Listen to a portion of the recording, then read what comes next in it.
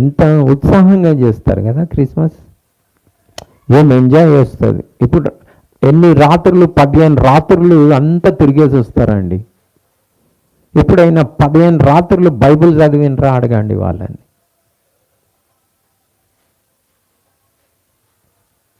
15 రాత్రులు టీవీ చూడకుంటున్నారా అని అడగండి. 1 గంట బైబిల్ చదవమంటే కింది ప్రపంచం మీదకి అవుతుంది వాళ్ళకి. ఈ 8 గంటలు బండ్ల రాత్రి చలిలా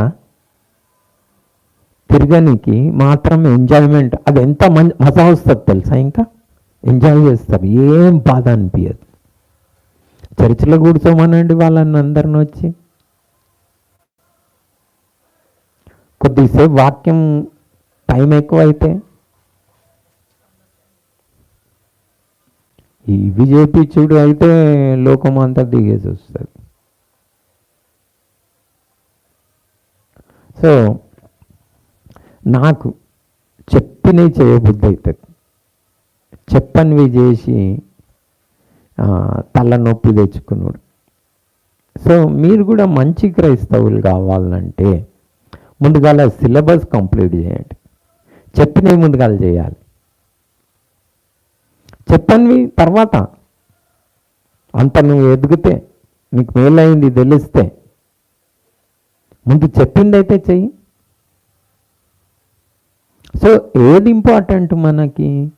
చెప్పింది చేయడము ఇంపార్టెంట్. చెప్పిన ఎన్నో విషయాలు చేయట్లేదు. ఇప్పుడు సనగకండి అంటే సనుగుతూనే ఉంటారు. సాడీలు చెప్పకండి అంటే సాడీలు చెప్తూనే ఉంటారు. అబద్ధం ఆడకండి అంటే అబద్ధం ఆడుతూనే ఉంటారు. గర్వపడకండి నాశనం వస్తుందంటే గర్వపడుతూనే ఉంటారు. మిమ్మల్ని మీరు తగ్గించుకోండి అంటే హెచ్చించుకుంటూనే ఉంటారు. ఎన్నో, 1 2 భూమి పైన మీరు ధనం సమకూర్చుకోకండి అని అంటే సమకూర్చుకుంటూనే ఉంటారు. 1 2 కాదు కదా, ఎన్నో.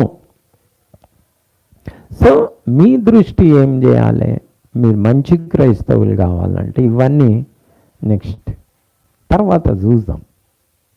కానీ మొదట ఏం చేయాలి? చెప్పినవి చేయాలి. చెప్పినవి చేయాలంటే ఎందుకు ఇంపార్టెంట్? చెప్పినవి చేస్తేనే మన ఇల్లు కూలిపోదు. బైబిల్ ప్రకారం చెప్పినవి నువ్వు చేయకుండా వేరే ఎన్నైనా చేసుకో, పోయేది నరకానికేను.